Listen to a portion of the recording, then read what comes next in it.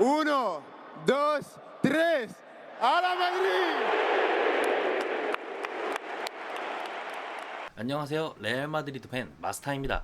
2025-26 시즌 라리가가 개막했습니다. 레알 마드리드는 1라운드 오사수나전, 2라운드 레알 오비에도 원정에서 승리하며 개막 이후 2연승을 달리고 있습니다.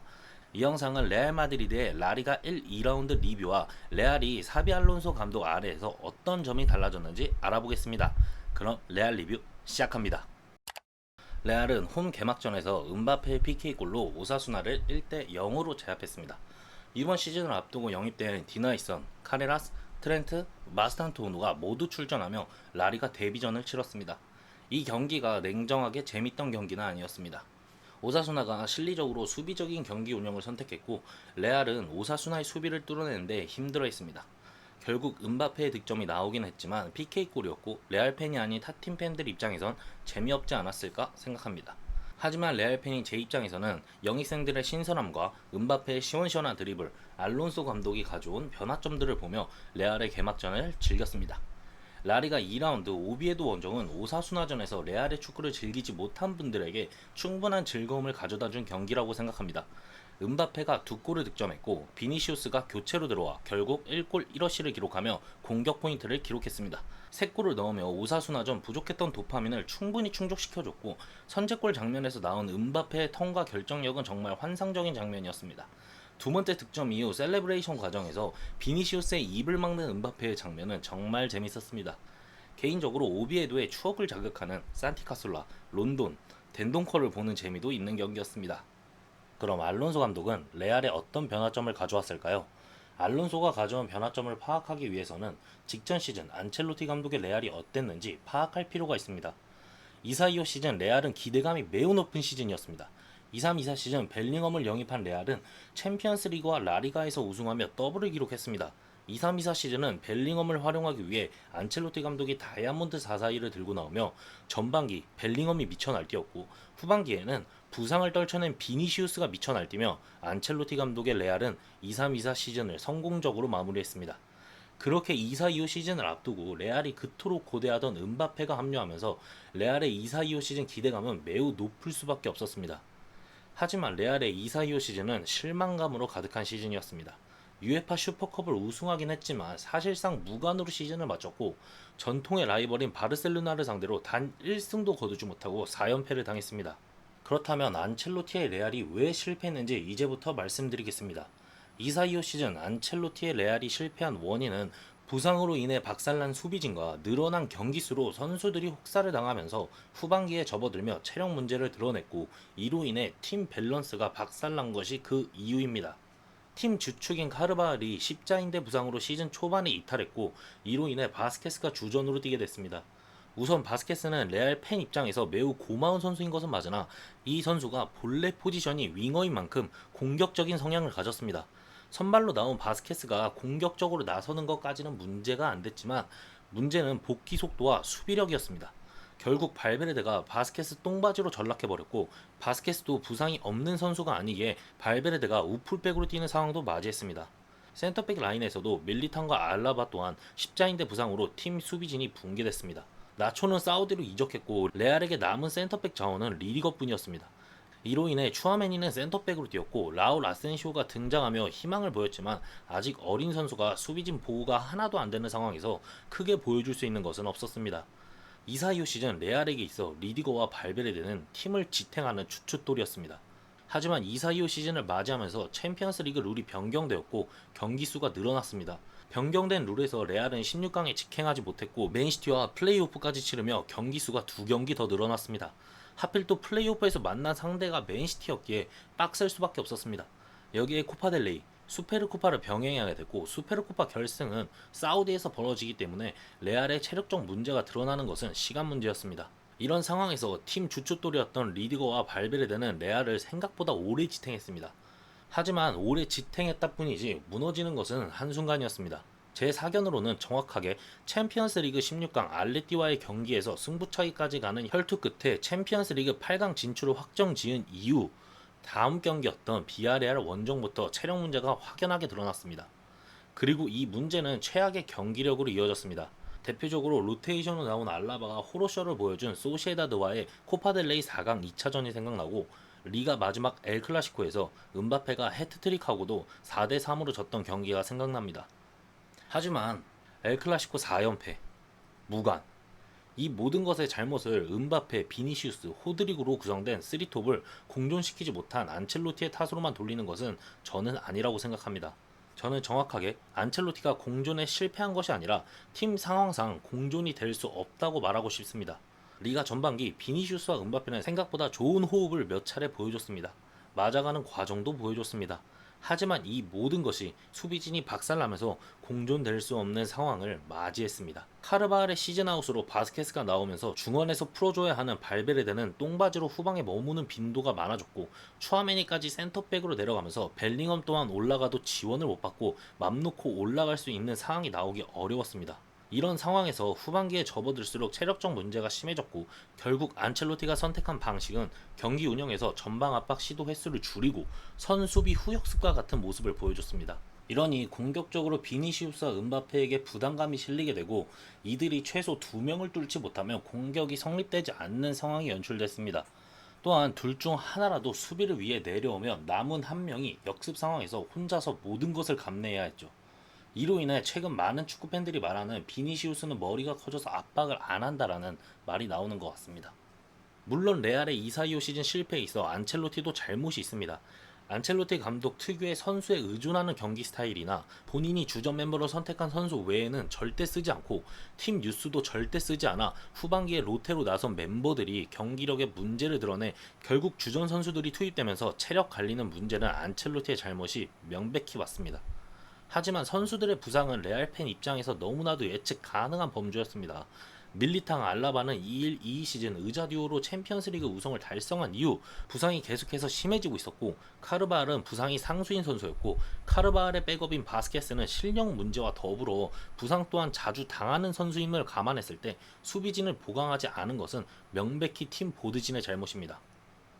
마지막으로 안첼로티의 레알이 왜 실패했는지 짧게 정리해드리자면, 예측 가능했던 수비진의 부상에 대비하지 않은 팀 보드진과 그렇다고 쓰는 선수 외에는 잘 쓰지도 않고 유스는 쳐다보지도 않는 안첼로티의 콜라보로 수비진이 박살났고, 그로 인해 다른 선수들이 수비적 부담을 안게 되었고, 후반기에 접어들면서 늘어난 경기수록 체력적 문제까지 발생하니 팀 밸런스가 박살나 실패했다고 말하고 싶습니다. 이제 우중충하고 불행밖에 없었던 지난 시즌은 제쳐두고 새롭게 맞이한 2025-26 시즌 알론소 감독이 보여준 변화점에 대해 말해보겠습니다. 먼저 첫 번째로 팀 단위의 패스 플레이를 통한 공격을 계속해서 시도하고 있습니다. 상대 압박에 무지성 롱킥 가던 직전 시즌과 다르게 패스 플레이를 통해 압박에서 벗어나고자 하고, 좌측에서 선수 개인 기량에 의존해 무지성 돌파를 하던 직전 시즌과 다르게 패스를 통해 전환을 가져가고 하프 스페이스 공략이라는 것을 시도하고 있습니다. 레알 팬들이 몇 년간 기대하던 중원 싸움이라는 것을 하고 있습니다. 그리고 상대가 쉽게 올라오지 못하도록 누르기 위해 전방 압박을 계속해서 많이 시도하고 있습니다. 현재 레알이 오비에도 전에 기록한 3골 모두 압박 과정에서 공을 탈취해 득점으로 연결했습니다. 짧게 말했지만 벌써 엄청나게 변화한 것 같지 않나요? 레알의 이런 변화점에는 이번 시즌 영입된 디나이성과 카레라스가 중요한 역할을 하고 있습니다. 저는 하이성과 카레라스에 대해 솔직히 걱정이 있었습니다. 과연 이들이 잘해줄 수 있을까? 꽤 비싼 돈으로 영입한 친구들인데 돈값을 할까? 이 모두 저의 쓸데없는 고민이었습니다. 하이성과 카레라스는 레알 좌측의 새로운 빌드업에 핵심 선수들로 적응 기간 따위 없이 너무 잘해주고 있습니다. 물론 강팀과의 경기는 봐야겠지만 지금까지 둘의 모습은 환상적입니다. 하이성과 카레라스에게 제가 받은 인상은 정말 다재다능한 선수들이라는 것입니다. 하이선의 패스에 대해 말해보자면 이전 리디거, 밀리탕으로도 충분히 패스가 좋은 선수들이고 기술이 좋다고 생각했습니다. 하지만 하이선은 그 이상을 보여줍니다. 패스 퀄리티도 좋지만 가장 좋은 것은 양발을 통한 패스 나가는 속도입니다. 리디거, 밀리탕도 충분히 좋은 퀄리티를 자랑하지만 하이선은 정말 미드필더로 뛰어도 손색이 없을 정도로 좋은 패스 퀄리티와 패스를 보내는 속도가 너무 좋습니다. 그리고 맨디 프란을 봐왔던 저에게 육각형에 다재다능한 카레라스는 너무나도 신선합니다. 인버티드로 활용되기도 하고 넓게 벌려주는 움직임을 가져가기도 하고 육각형적인 다재다능함이 레알의 자책 공격에 신선함을 더하고 있습니다. 방금 적응 기간 없이 잘해주고 있다고는 했지만 이들에게 분명 지금 시간은 적응 기간입니다. 하이선과 카레라스가 알론소 볼에 완벽히 적응했을 때 보여줄 모습은 앞으로를 기대하게 만듭니다. 다음으로 알론소 볼의 패스 플레이의 핵심 선수로 자리매김한 과거에는 센터백 똥바지로 고통을 받았다면 이제는 알론소의 페르소나로 올라선 추아메니입니다. 추아메니가 2경기 동안 기록한 스탯을 먼저 보시죠. 그냥 빌드업 과정에서 핵심 선수로 자리 잡았습니다. 오사수나전은 오사수나가 보인 수비적인 경기 운영으로 템백으로 수비했기에 수비적인 스탯이나 공격적 패스가 낮아 보이지만 오비에도 전에서는 자신이 왜 알론소 볼의 핵심인지 보여줬습니다. 패스 성공률 94.7%, 공격적 패스 15회, 롱패스 5회 중 4회 성공, 인터셉트 5회, 리커버리 6회, 경합 11회 중 9회 성공, 수비와 볼플레잉 모두 되는 수미로 발전하고 있습니다. 그리고 개인적으로 추아메니가 2경기에서 보여준 모습 중 가장 인상 깊은 모습은 상대의 공격을 사전에 차단하는 적극적인 움직임이 너무 좋았습니다. 오비에 도전 음바페의 선제골 장면도 압박 과정에서 추아메니의 태클로 시작된 것을 생각하면 추아메니는 현재 알론소의 페르소나로 완전히 자리 잡아가고 있습니다. 다음으로 알론소 볼이 더욱 기대되는 이유는 바로 이 선수가 아직 복귀하지 않았기 때문입니다. 그 선수는 바로 벨링엄입니다. 저는 벨링엄이 돌아온다면 어쩌면 벨링엄이 레알로 이적한 23-24 시즌 전반기에 보여줬던 센세이션을 다시 보여줄 수 있다고 생각합니다. 레알이 2경기를 치는 동안 가장 아쉬웠던 부분은 박스 안에서 존재감을 보여줄 선수가 없다는 것이었습니다. 오사수나전 비니시오스, 카레라스가 좋은 돌파로 위협적인 크로스로 올려줄 수 있는 상황에서 박스 안 공을 받아줄 선수가 박스 타격을 위해 들어온 발베르데를 제외하고는 모두 컷백만을 기다리고 있었습니다. 이는 오비에도 전에도 마찬가지였죠. 누군가는 박스 안에서 높이를 제공하고 수비를 자신에게 끌어당겨 컷백 각도를 만들어줘야 합니다. 이 역할에 가장 강점을 보일 선수가 바로 벨링엄입니다. 23-24 시즌 이미 득점력은 보여줬고 거의 톱으로 활용되며 박스 안에서 존재감을 보여줄 수 있다는 것을 증명했습니다. 벨링엄이 돌아온다면 현재 알론소 볼에서 부족한 박스 안 존재감을 채워주며 벨링엄 본인 득점력 뿐만 아니라 벨링엄을 통해 다른 선수들도 득점력이 높아질 거라 생각합니다. 추가적으로 클럽 월드컵에서 벨링엄을 오른쪽에 썼던 알론소를 생각하면 오사수나전 다소 아쉬웠던 트렌트마저 살릴 가능성이 있습니다. 벨링엄은 볼을 소유하는 데 능하고 수비를 자신에게 끌어당기는 선수입니다. 이는 우측 라인에서 트렌트에게 가해지는 압박을 분산시키고 킥 퀄리티를 보여줄 공간을 만들어줄 수 있습니다. 벨링엄이 복귀만 한다면 선택할 수 있는 옵션의 폭은 너무나도 넓어집니다. 이러니 레알 팬들은 벨링엄의 복귀를 기다릴 수밖에 없고 기대할 수밖에 없습니다. 이제 마지막으로 사비 알론소가 레알에 가져온 변화 중 우려되는 부분을 말해보겠습니다. 저는 개인적으로 알론소의 3백이 아직 시기상조라고 생각합니다. 경기 장면으로 보시죠. 레알은 음바페의 멀티골 이후 교체를 가져갔습니다. 음바페와 카르바알이 빠지고 세바요스와 트렌트가 들어갔습니다.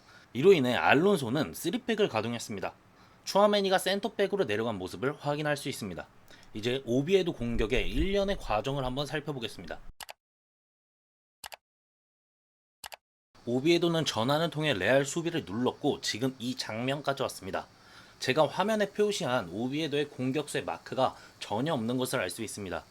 이 장면에 대해서 세바요스나 발브레데가 커버를 들어가야 한다. 혹은 추아메니에게 손짓하지 말고 네가 붙어라. 뭐 이렇게 볼 수 있겠죠. 이건 사람마다 시선이 다를 거라 생각합니다. 하지만 공이 이어지고 저는 이 장면을 통해 추아메니가 3백에 어울리는 선수가 아닌 3백을 보호하는 미드필더에 어울리는 선수라고 말하고 싶습니다. 저 상황에서 센터백은 슈팅을 허용해서는 안됩니다. 적극적으로부터 자신의 몸을 사용해 공을 블록해야 됩니다. 저는 이 점에서 추아메니가 센터백으로서 대인 수비 능력이 출중하지는 않다고 생각합니다. 물론 이전 상황에서 저 위치에 오비에도 선수를 마크했어야 하는 것이 맞습니다. 그렇기에 더욱 추아메니는 센터백이 아닌 수비를 보호하는 미드필더 위치에 있어야 합니다. 추아메니는 센터백으로서 가져가야 하는 대인 수비 능력보다는 그 앞에서 상대 공을 적절히 끊어내고 적절한 수비 위치에 들어가는 능력이 더 좋다고 생각합니다. 제가 알론소의 3백이 왜 시기상조라고 하냐면 추아메니가 센터백으로 포함된 3백이기 때문입니다. 추아메니 센터백은 추아메니의 장점보다는 추아메니의 약점을 노출한다고 생각합니다. 또한 추아메니가 센터백으로 들어간다면 지금 있는 미드필더 자원에서 센터백을 제대로 보호해줄 수비형 미드필더가 전무합니다. 이런 상황에서 추아메니를 센터백으로 쓰는 것은 직전 시즌 안첼로티 볼에서 보호받지 못하는 수비 라인과 무엇이 다른지 모르겠습니다. 이전 장면 또한 크루토아가 미친 선방을 보였기에 실점이 없었던 것이지 먹혀도 전혀 이상하지 않은 장면이었습니다. 물론 알론소 감독이 왜 추아메니를 센터백으로 구성해 3백을 돌리는지 알고 있습니다. 다재다능한 선수고 센터백으로 나와도 수비형 미드필더 역할까지 겸할 수 있는 선수이기 때문이겠죠. 하지만 추아메니를 제외한 수비를 보호하는 미드필더가 없는 상황에서 추아메니가 센터백으로 들어가면 장점보다는 약점을 드러낸다고 생각합니다. 그렇게 저는 추아메니가 포함된 3백은 아직 시기상조라고 말씀드리고 싶습니다. 그럼에도 이제 2경기일 뿐이고 실험과 적응의 기간이라고 생각합니다. 이런 기간을 통해 알론소의 레알이 완성형으로 나아가 바르셀로나와의 엘클라시코, 알레티와의 마드리드 더비, 챔피언스리그 상위 라운드에서 좋은 모습을 보여줬으면 합니다.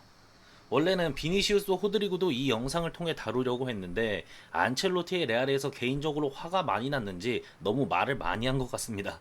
비니시우스와 호드리구 그리고 앞으로 알론소 감독이 보여줄 좌측 공격에 대해서는 다음 영상에 말씀드리겠습니다.